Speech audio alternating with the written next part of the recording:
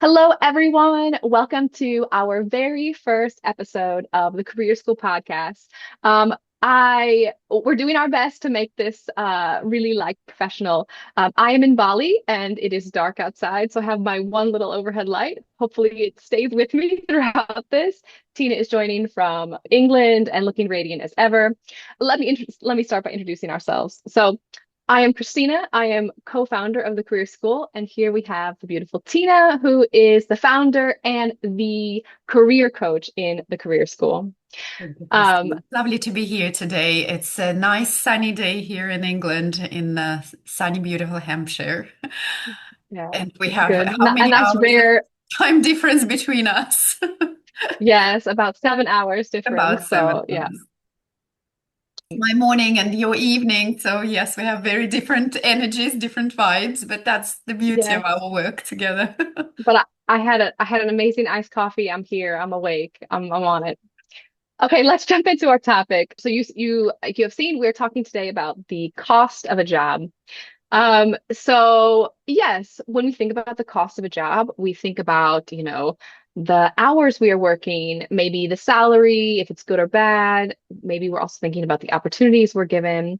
But of course, in, these recent times, we've been talking a lot about other costs, like the emotional cost of a job, and of course, the energetic cost of a job. And we want to touch on these things today. Um, to get into our topic, we are going to start with Tina sharing some stuff about her own personal experience, and then we're going to bounce to more like broader, what the current climate is like. So I have the very first question for Tina, and that is, what made you leave a career that looked like it was going so, so well, that maybe even other people would have from the outside coveted, this career? So let's start there. Tell us about that. Yeah, I have always been attracted to teaching, to training, to learning and development. It started very, very early days when I was in school. I was dreaming of becoming a school teacher. When I was at the university, I thought I will stay and teach as a professor, which I did for about a year. And whatever I ended up in my life, I always loved experimenting. Worked in different industries, worked in civil aviation and hospitality, in so many different kind of sort of industries, but I always eventually ended up in the training department. Always training, always teaching, always attracted to learning and development.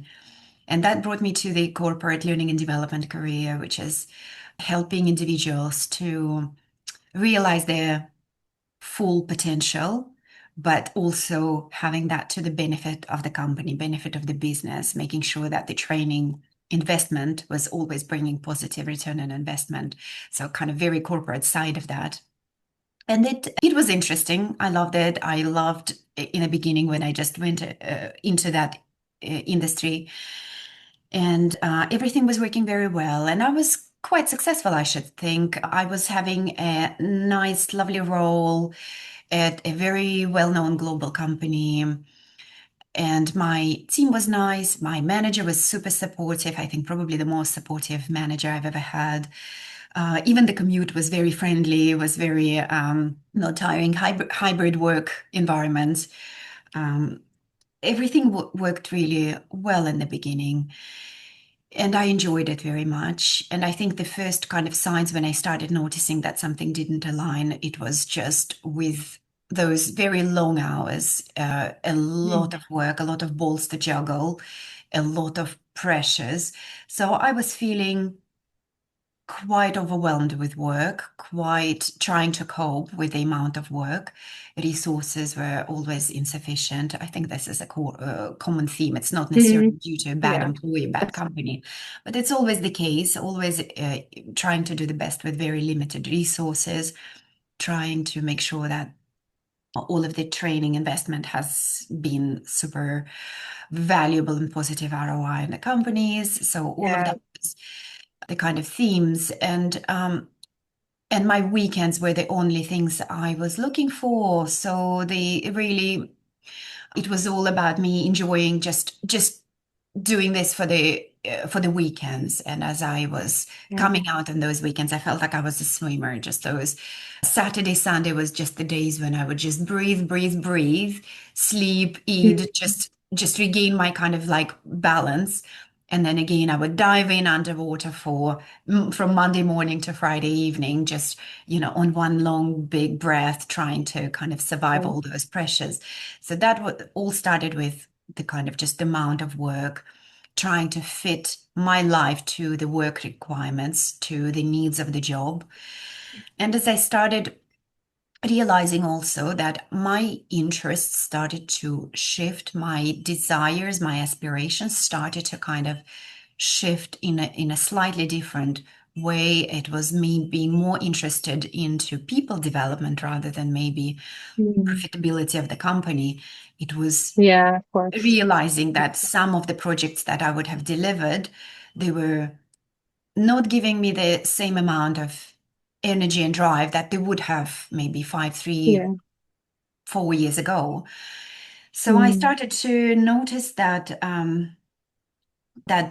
yeah, my interest started to diverge, and that my role was Yeah. not fitting me ideally anymore, and how it was Mm. showing up as I would I would struggle to get out of bed. I would struggle to Yeah. drive. As I was driving on a Monday morning, those were bad mornings for me.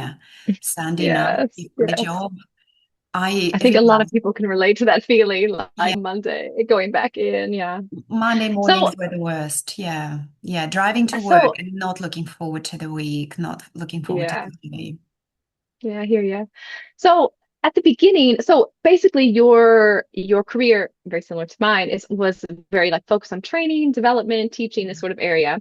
And so at the beginning of this job, or maybe even the career, right? You are really excited. You are actually okay with putting in the time. It feels okay.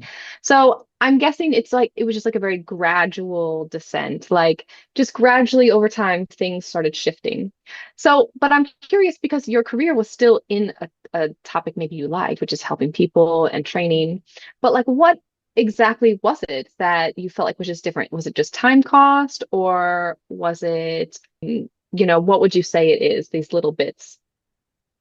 Yeah, it was definitely that motivation, my energy, how I showed up. I think I noticed how I started showing up outside of work, that I was not giving my best to my husband. I was not giving my best to my Mm. family. I was just constantly tired. I was grumpy. I was moody. I Mm. was just Yes. short-tempered.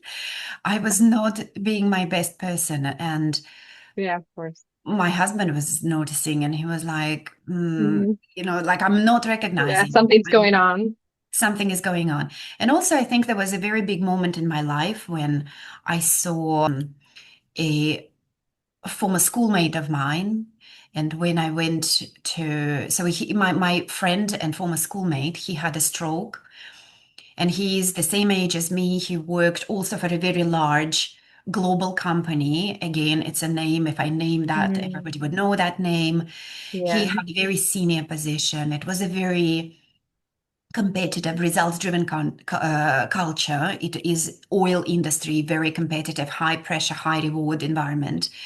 So he used to fly to those international meetings overnight and then Mm. go straight to the boardroom from the airport and then flying Wow. back the same day. He was constantly on the phone, on his laptop 24/7. His family barely saw him. And he Mm. was objectively successful. He had a very large house, posh cars. So if you look at him, he's a picture of successful success. And then Yeah. one day it all changed. He had a stroke. And when I Mm. saw him when that happened, I saw him in the wheelchair, learning to speak again, needing Oh, his wow. wife's help with the most kind of basic bodily functions. Mm. And Mm. when I saw him, that hit me really hard because my Mm. dad had died from stroke. And my Mm. dad was also in a very kind of high pressure, high reward environment. And as I was looking at my friend in that wheelchair, I just suddenly realized that if I keep doing what I'm doing, driving myself, keeping my life Yeah. alive, my work, and driving myself hard on those, the next big thing, next big thing, next big thing goals, I realized that I was exactly on the same trajectory. So if I didn't stop, Mm. I would end up like my friend and like my dad. Mm. And it just dawned on me that, you know what, life is too short. It's too precious Yeah. for me to continue like that, to build my work, to build my life around my work. So that realization, I think, was the big epiphany that gave me that kind of Mm. kick in the bum that something's got to change. I need to rethink my life. And it's not about changing the job. It's about really rethinking my life. What do I need from work to thrive and Mm. to live my best version of my life in the whatever remaining number of years I have in my career? It's making Yeah. sure that I now stop and think, how do I want to keep living and how do I want to keep Mm. working to make sure that I'm making the best of whatever time I've got Yeah. in front of me. Yeah, absolutely. So the stories you shared with us, they're I think they're like big warnings, right? They're like really, really like harsh warnings. Like don't just, spend your whole life away, like, for work or whatever. But I think it's not just the 60 plus or 70 plus hour work weeks that are stressful. I think there's other elements as well. So, in your own experience, do you feel like it was just the time cost, or do you think there were other elements that were contributing to this sort of like burnout, like dissatisfaction? I think it was like everything together, just how you Mm. feel about this, how this is a lot of people they call it the midlife crisis when you just Yeah. stop and think because we build our careers. Like it's very Mm. interesting, the career theory, how it evolves, and of course it will be very different for different people. But most of the time, at the beginning of our career, it's what they call planned happenstance. It's when we our decisions are influenced by the available opportunities, by the people we know, by, for example, you think, I know somebody who works in that industry and that seems to be doing okay. And very often people would be like, well, I want to be doing, for example, painting or poetry, but this is not a successful route Yeah. for me to take. So I'm just going to go to the banking or I'm going to law, I'm Yeah. going to choose something. So there are a lot of factors that are predetermining our decisions and our choices as we go. And very often we step into the career when we are very young. We don't know anything about ourselves. Our first step in the career development is experimentation. So we Mm. see there are a few parameters. For example, I want to work in this area or I want to work. So we have very few inputs at that stage and we start going in there, experimenting, learning about ourselves. What do I like? What do I not like? And moving on from there. So that process is very much driven, very often driven by our intuitive feelings, but also the opportunities and the self-belief that we have in us. So many times people will be, Yeah. yes, I'm not going to go into that. I will never be able, to follow this. I will never be able to make Mm. money in this. Or, for example, yes, law is amazing, but it's only for the rich kids. For Right, right. example, we have a lot of these scripts that are running through our life. And when we are building our path, we kind of are very much restricted about what we Mm. think we can do, what we think is available to us, what we think is reachable to Mm. us, and that we can kind of qualify to Yeah. enter. And from there on, it's a very interesting path where a lot of times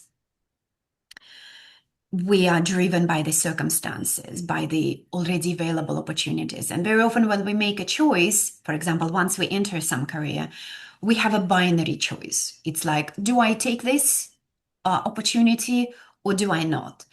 It's not, what do I actually want to do? Yeah. Have that clean slate. That almost never happens. So, very Mm. often, when we go through that very not haphazard, but kind of intuitive and opportunistic in a good sense of the word way, we take those paths that we think are ahead of Hmm. us and we end up maybe when we are late 30s, early 40s, again, very different. Some people sooner, some people Mm. later, but on average, kind of midlife in our career. And very often people at that point stop and think, where have I reached? What is this place where I'm at? And then we look backwards and we see that that's the path that we have trodden. Mm, And that's the path that is ahead of me.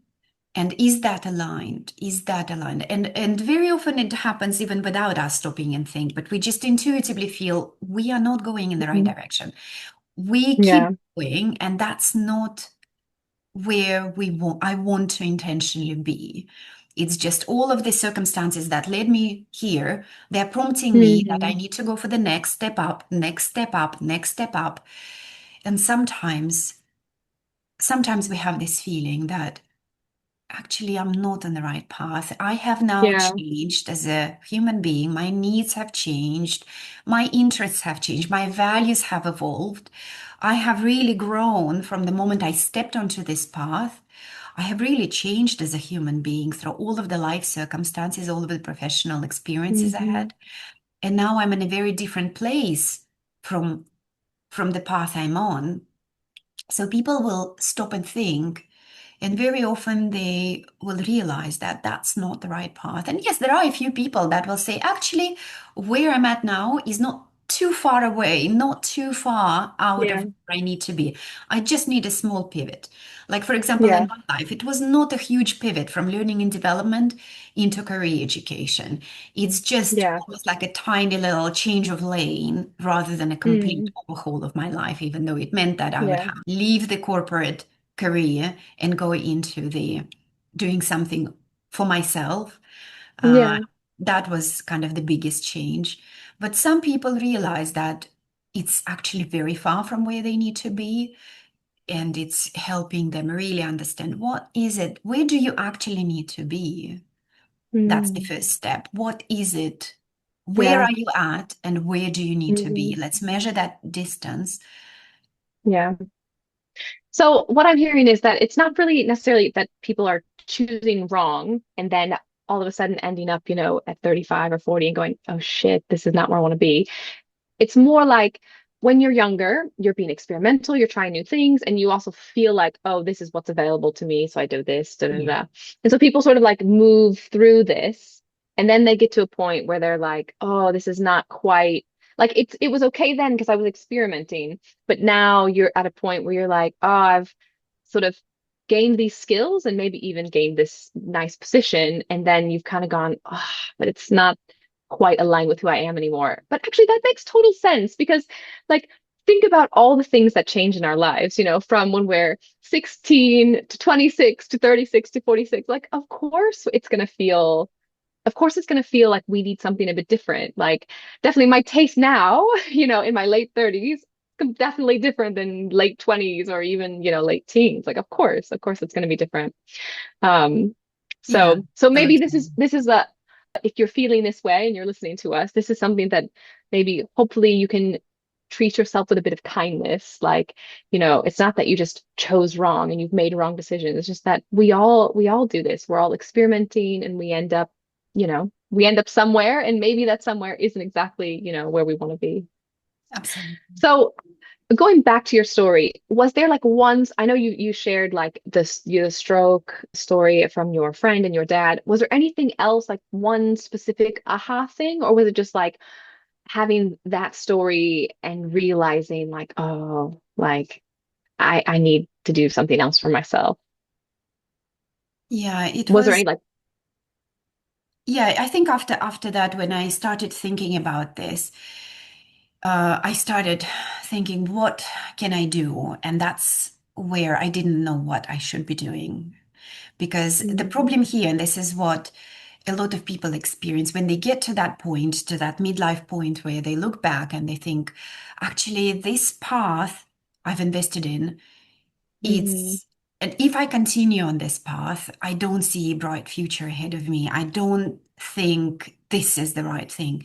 And a lot of people will feel that. And this is what I call career burnout, which is slightly different from the mhm, normal kind of work burnout when we're just getting super exhausted, overwhelmed with the mhm, tasks. This is career burnout is when you know you have invested all this time, 20 plus maybe years, you've invested in this career, and now you feel, but I am committed to this path. Doing anything Mm, out of this is it's like how it's scary. It's really scary because you yeah, have put in so much of your yeah. time. Time is the most precious currency we have in life.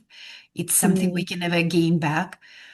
Our effort, our energy, our youth, our everything we have invested, yes. and now it's a very scary feeling when you think back, saying, I've got to change. But that is super scary. That means, do I have to go back to the new, starting everything from scratch? Well, not Mm, necessarily. And a lot of people, this is what they do. Like there are different actions that people do at this stage.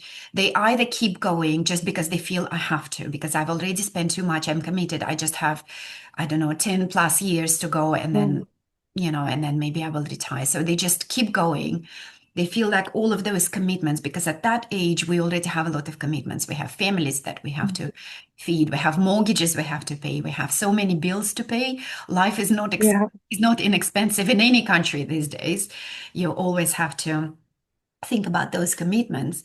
So people Mm, think that this is now too late for me to change, or too late for me to feel, um, to follow the voice of my heart, or they do change. And I have met people who would just drop everything and start from scratch, but they don't necessarily need to.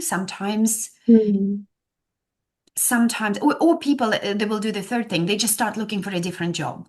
And this is yeah. probably what Okay, this most is of the people actually do. this is the topic I wanted to ask about. So like how can you, and maybe this is too big of a topic, but can you define the difference between like career burnout and like just like job burnout? Like how would you differentiate the two? So career burnout, the job burnout is if it's just this particular job. For example, you have a toxic team, you have a really Mm, insupportive, unapproachable boss. So it's just constraints, or the company culture that doesn't align with you. Maybe there is too much mm, office politics. Maybe there is just something not aligned in that specific job. mm, So you can just choose the different employer and do pretty much the same thing, or maybe just like one tiny little step up or step mm, sideways, and you can thrive doing exactly the same. For example, I could be yeah. doing the same thing, learning and development, but maybe in a slightly different environment, maybe less corporate, maybe less stressful, Mm, maybe less regulated, inundated with yeah. audits. So slightly different environment, but I could still do and thrive in learning and development. Or somebody would think about their career, I can still continue. It's exactly the right career for me. It's just I need a change of setting. It's just not the best Yeah. setting that Okay. shines the light on my diamond, on my skills and my strengths and my competency. Um, Career burnout is when you look ahead of you, so that all the path behind you, and now you turn around 180 degrees, you look at what's ahead of you, and you think, if I keep going, okay, maybe I will have one more step up. Maybe I will have a slight twist of responsibilities. Mm, But if I keep going overall in the same direction, what do I see? mm, And if that thought is not filling your heart with joy and making it, mm, yes, I want to go there, and there is no that call of heart, yes, I want to keep pushing this. I want to keep doing this. This is exactly the right thing for you, for me. Then you realize that something has got to change. I need to mm, slightly, that's just not worth it. And a lot of people, when I ask this question, if nothing changes and you're still on the same path 5, 10 years from now, a lot of people, they have horror in their eyes. They have oh, horror in their yeah. eyes. I had somebody, and this is not something I recommend, somebody who left their career. Actually, a lot of people, when we work on the career change program, which overall is about 12 weeks. It's not the fastest program. It can be anywhere from 8 to 12 weeks. Different people, different kind of speed we're going. But oh, I had one person who submitted the resignation after the first session I had with them, Wow. just because we talked Wow. about That's so this. nervy. That is so Yes, nerve. Like but that this is takes not some what I guts. recommend. Like if you're Yeah, yeah. listening to this, if you're watching this, please hear me out. This is not the approach of the career school that immediately will force you to take action. But I think it was that powerful moment when she just almost lifted her head up from the desk. And Yeah. we said, let's look behind you. Let's appreciate everything you've been through. And now let's look ahead of you. And the moment she looked ahead of her, she just got so scared. She got such a horrible feeling of doom and Mm, gloom that she was like, I know for sure this is not the right thing for me. So she, despite my best advice, but she is fine. She is absolutely fine. She is doing fantastic. And that did not bring her to the yeah. drastic consequences that Yeah. could have happened. We Yeah. always say, let's just finish the end of the program, or at least halfway through the program. When you already know what that is, you can start taking actions. Because before you Yeah. take any action, applying for a job, updating your CV, sending in your It takes resignation letter, time. before Yeah, it any takes of the time. actions, Yeah. we have a few weeks to reach that stage. Again, if we're talking about the career pivot, career transformation, Yeah. career change. And very often it's not a career change. Sometimes it's just a different role. Sometimes it's Mm, just a different company. Sometimes it's same role, same company, but setting clear boundaries or yeah. having a better conversation, better relationship with your manager, or setting up, doing slightly something different. Yeah. So there are many different pathways. It's not changing the career is not always the right thing to do. And this is Yeah. why we do our career audit. This is why we do our consultations before we start any of those. But the first step is always clarity. But unfortunately, we're just wired this way that if I'm not happy, like on a Friday, I would come home or the person would come home and I'm so frustrated. I'm so tired. I can't do this anymore. So they would stay at home and spend the weekend updating CV, applying for the jobs. And Yeah. unfortunately, many times that's not getting them where they need to Mm, be. They might change the job, which is going to take them maybe another couple of months. yeah. And then in their new job, maybe 5, 6 months later, they realize actually it's not much different. It's not much better from Yeah. us. So Yeah. it's all resulting in a loss of time and Mm, also deepen our motivation. Is it in me? We start doubting. Is it my abilities? yeah. What's wrong with me? Why can't I just be happy? Mm, So there is a whole plethora of feelings that can be yeah. evolving So from this, that. it sounds like this is also part of the cost, this idea that when your job is exhausting you and or maybe your career is frustrating you, you almost don't have the energy to figure out how to solve it. I don't want to say correctly, but like, Yeah. like you're just like, oh, just like, oh, let's just find something else. Let's just, put a band-aid Yeah. on it and solve it. And that's part of that Mm, emotional cost, I think, like, because you're just mm, so tired, from yeah. the work week that you don't really have a lot of mental, capacity to have to like solve all these problems. And life already has enough problems. Like, you have your own family problems and, house problems and whatever. It's a lot to solve in 2 days when you're just trying to catch a bit of like of a break and respite. Yeah. Is there anything else you want to share with everybody about like the cost aspect of things, or do you want to share anything more about the burnout, a career burnout? I think it's just really asking the person to stop and think before doing any actions. I think that's the kind of the key part that I really want Yeah. to people to take away. If there is one thing you are taking away from this conversation, is that probably the first thing is that you're not alone. There are a lot of people. It's almost like the process is designed to have a little plateau in the middle, like a little bit Mm, of a viewing ground. So I want you to think about this. Something brought you to this podcast. Something is telling you that in your career might be a good place to pause now.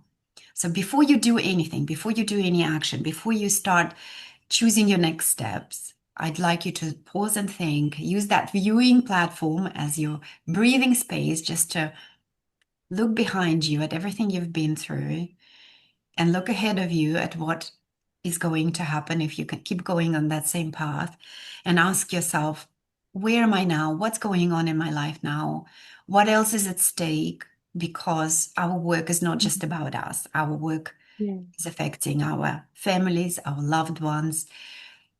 We are one human being with many different roles to play, and all of those Mm. spheres of our life, they are all interacting, interfering with each other. They are all playing together. But what is that element of work? What is it adding to your life, to all the other Mm. areas of life? Is it adding you motivation, excitement, drive, confidence? Or is it just adding that drain and ruining everything else and poisoning everything else, every other aspect of life? Mm. And just what is happening in your life? Just having a bit of a 360 look maybe at your life and the role Mm. that your work is playing in it. That little part of our life, not a little, takes most of our day. But if we look at it, what's most important? Maybe it's realizing how is my work affecting those areas of life that are most important to me, which is not just the most time consuming, but Mm. in terms of the importance, more valuable to me. Maybe it's my relationship with my children. Maybe it's my relationship with my husband. Maybe it's how I show up at home, how I show up. Maybe it's the well being, my health, my well being. How is that affecting me? So I think that that kind of realization is important, checking in with ourselves and then Mm. deciding how do I want to live? What do I want to do from now on? Do I need to change something in my life? And only then really thinking about the next steps. Yeah. Yeah, absolutely. Taking a moment to pause. And actually, I think we're gonna do a very short meditation with our listeners and allowing them that space to pause. So we're just gonna take a real quick minute. If you have the opportunity to close your eyes, or if you want to do this later, it's very simple, very quick.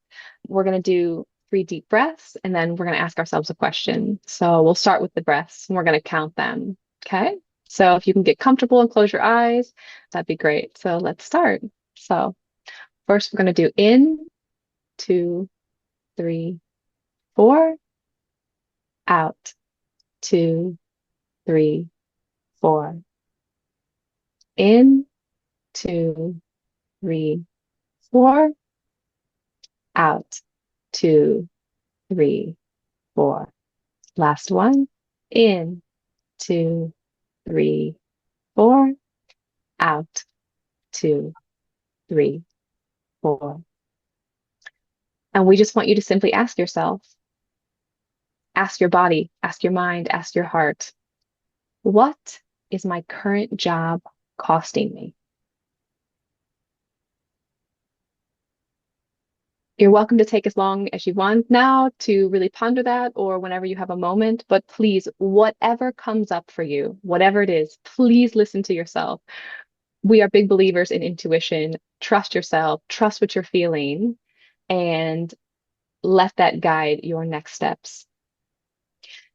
Thank you guys so much for listening to us today. If you have any questions or if you have any topics you would like us to discuss, please, anywhere you're listening, comment and we'll get it. Okay. Thank you guys so much. And as always, Tina's little slogan that I definitely want to end with is wherever you are, whatever you're doing, whatever's next for you, remember, you got this.